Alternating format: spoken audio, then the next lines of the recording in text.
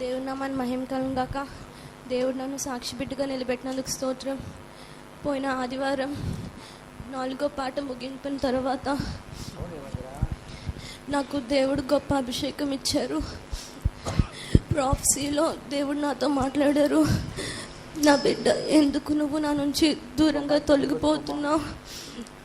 సియోను కొరకు ఏర్పరచుకున్నాను అని చెప్పారు. నాకు చాలా అభిషేకం వచ్చింది. అప్పుడు నా కాన్షియస్ నేను కోల్పోయాను. నా ఆత్మ పరలోకంలోకి వెళ్ళింది. నాకేమీ కనిపించలేదు.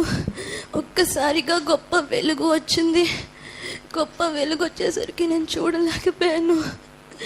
చూడలేకపోయి నేను ఎక్కడున్నాను అనుకుంటే దేవుడు ఒళ్ళో నన్ను కూర్చోపెట్టుకున్నారు. దేవుడు నాతో మాట్లాడారు. నా కుమార్తె, నువ్వు నా సేవకి సమర్పించుకో అని. కానీ నేను చెప్పాను, దేవుడా నేను సమర్పించుకోను, నేను సేవ చేయలేను అని చెప్పాను. దేవుడు అన్నారు, నువ్వు చేయగలవమ్మా, నువ్వు చెయ్యాలి నా సేవ అన్నారు. కానీ దేవుడా నేను చేయలేనని చాలాసేపు వాదించాను.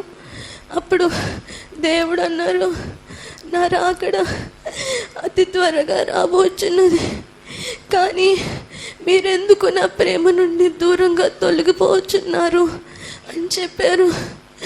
అప్పుడు అన్నారు, నా కృప నీకు ఇచ్చి నిన్ను నేను అంతం వరకు నడిపిస్తాను అన్నారు. అప్పటికి నేను ఒప్పుకోలేదు. దేవుడా నీ సేవ నేను చెయ్యలేను అని అన్నాను.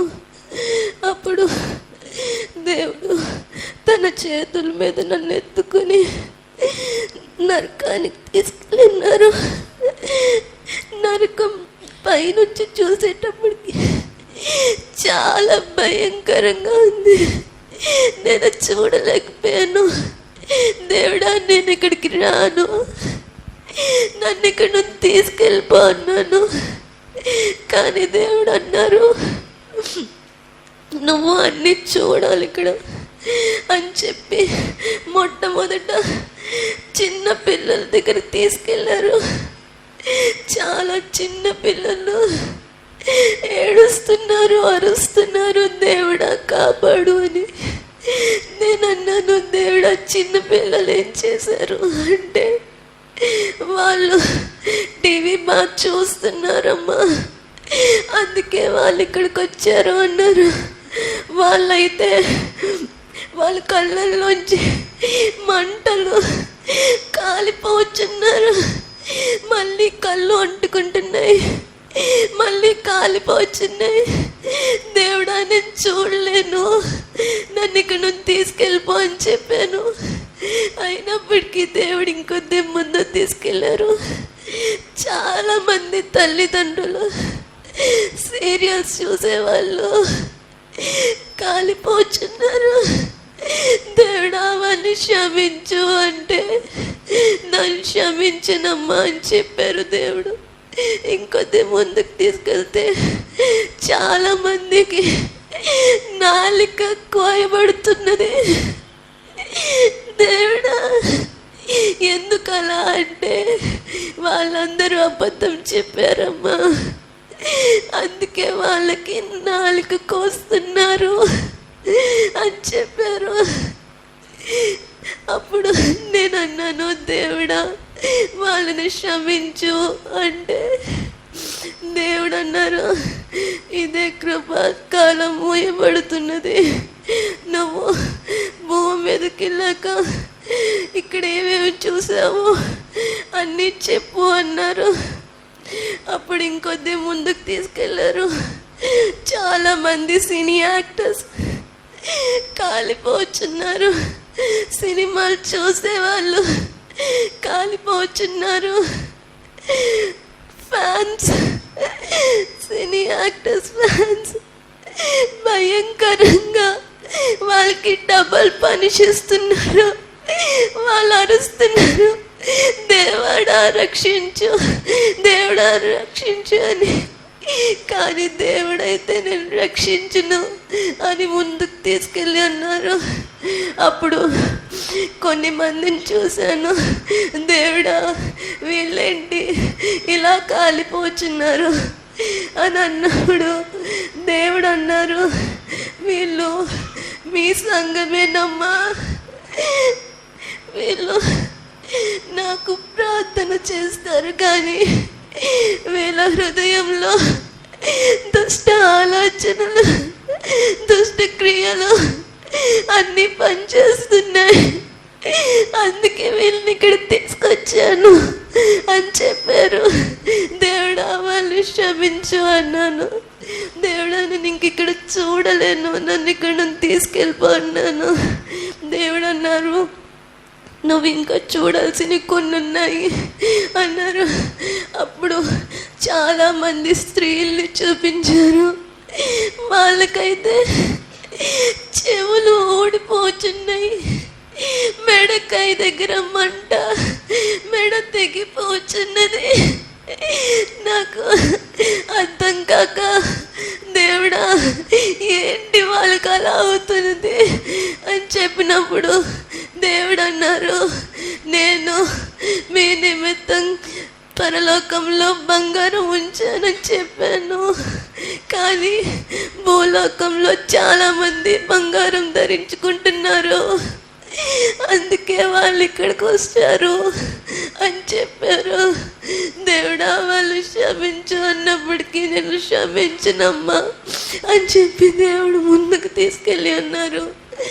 అక్కడ వ్యభిచారం చేస్తున్న వాళ్ళు భయంకరంగా కాలిపోతున్నారు, వాళ్ళ శరీరం మొత్తం రాలిపోతున్నది, మళ్ళీ అతుక్కుంటుంది. వాళ్ళు అరుస్తున్నారు, దేవుడా రక్షించు అని. కానీ దేవుడు అని అనకుండా నన్ను ముందుకు తీసుకెళ్ళి ఉన్నారు. అక్కడ పార్షియాలిటీ చూపించే వాళ్ళని వేడి వేడి నూనెలో ఇసిరేస్తున్నారు. ఆ వేడి నూనెలో పడగానే వాళ్ళు కరిగిపోతున్నారు. దేవుడా, నేను ఇంకా చూడలేను, నన్ను తీసుకెళ్ళిపో అన్నాను. దేవుడు ఇంకొద్ది ముందుకు తీసుకెళ్ళి పర్ఫ్యూమ్ యూస్ చేస్తున్న వాళ్ళని, అక్కడ కూడా పర్ఫ్యూమ్ యూస్ చేస్తున్నారు.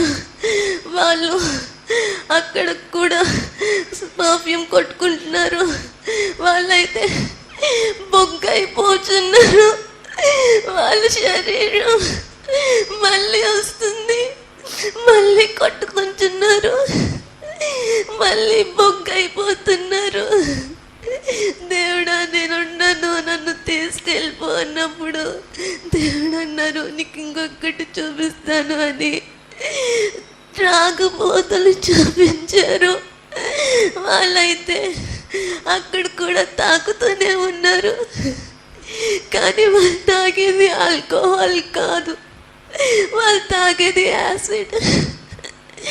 వాళ్ళ కడుపులోంచి మంటలు వస్తున్నాయి.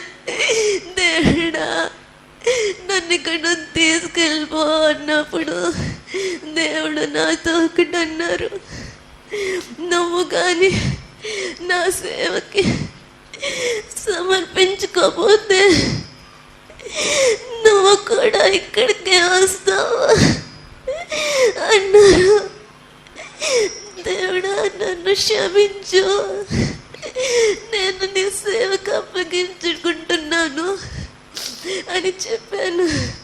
దేవుడైతే ఒకటి అన్నారు, నేను మీ నిమిత్తమే కదా కల్వారి శిలువలో మరణించాను, ఒక్క రక్తం బొట్టు కూడా ఉంచకుండా కార్చింది మీకోసమే కదా, కానీ మీరెందుకు నా ప్రేమ నుండి తొలగిపోతున్నారు అని చెప్పారు.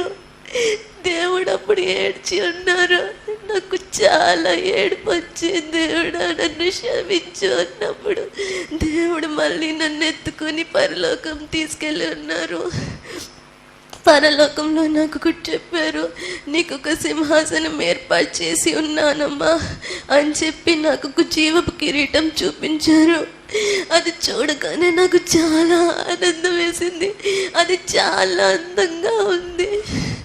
దేవుడు అన్నారు, నువ్వెన్ని మంది ఆత్మలను అయితే నా యొద్దకు తీసుకొస్తావో నీకు అన్ని వజ్రాలు ఇందులో పెడతాను అని చెప్పారు. అప్పుడు నన్ను హత్తుకొని నిన్ను నేను మళ్ళీ ఇక్కడికి తీసుకొస్తాను అని చెప్పి నాకు ఒకటి వార్న్ చేశారు.